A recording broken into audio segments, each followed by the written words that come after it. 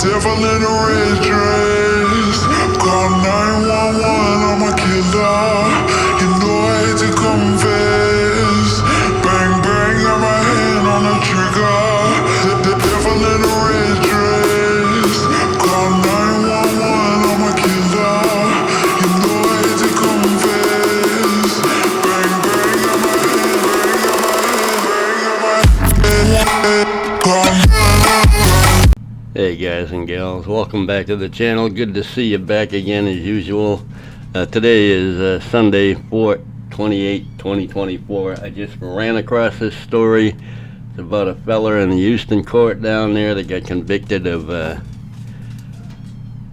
beating an 8-year-old, to his demise. And he's on his way to Texas State Prison. He has a very interesting tattoo on his neck, as you will see. Let's check out this news story. Well, good evening. Brian Coulter has been found guilty of capital murder in the gruesome death of 8-year-old Kendrick Lee in 2021. The 31-year-old locked his girlfriend's children inside of a bedroom for a year, the same room that Kendrick Lee's skeletal remains were found. Fox 26's Sherman DeSalle joining us live from the criminal courthouse. He's heard closing arguments today on this horrific case. Sherman. Yeah, it only took a few days of testimony before Judge Kelly Johnson gave the verdict of life in prison without parole for Brian Coulter. So Mr. Coulter here has a tattoo on his neck that says warrior. Yeah. How's that going to work out for you in prison there, warrior? They don't think too much of people who hurt children in there. He's got some little tattoos up on the side of his face. He looks like an absolute incel.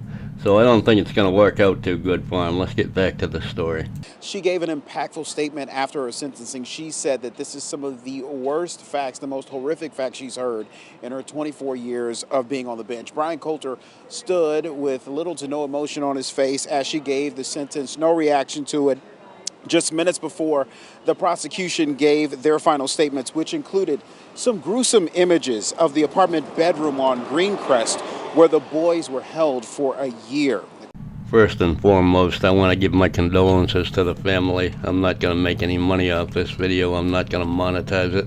I just particularly hate these kind of people that take advantage of the weak and the, people that can't defend themselves. And he's going to have to prove that in that tattoo on his neck when he goes to prison. I will guarantee it. He was in enough trouble just for what he was convicted for.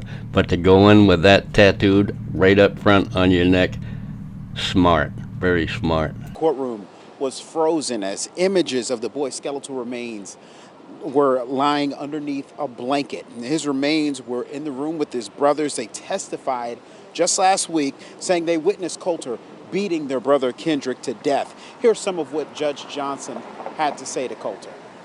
One of the most horrific set of facts that I have ever had to witness, to listen to, and to imagine. And sir, those children have haunted me this last week.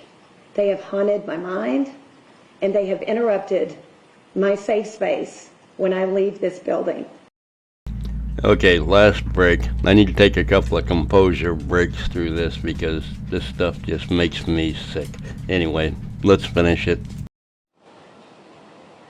She also said that she hopes that Brian Coulter will be haunted by the children just as she was haunted by them. Now, the criminal trial for the co-defendant in this case, Gloria Williams, the mother of the boys, that will be happening pretty soon. But coming up at 6, we're going to hear from the prosecutors in this case. They gave their statements after the verdict was given. The defense declined to speak to the press afterwards. Reporting from downtown, Sherman DeSalle, Fox 26 News. Hear a judge deliver those words that should think about what she witnessed in that case. When I did this video, I didn't know there was a co-defendant, but I'm going to go look her up right now. Hang in there. I could only find one article where she was mentioned as being a co-defendant for not reporting the abuse and all of that stuff. So that's I'm going to keep an eye out for that trial too. This actually happened in 2021. He was just recently convicted and sentenced, and he's not going to do very well in prison, I'm afraid. I don't think he's going to make it very long. It depends on which prison they send him to and if they know what he's in there for, which I assure you they will. Anyway, yeah, what a sad fucking state.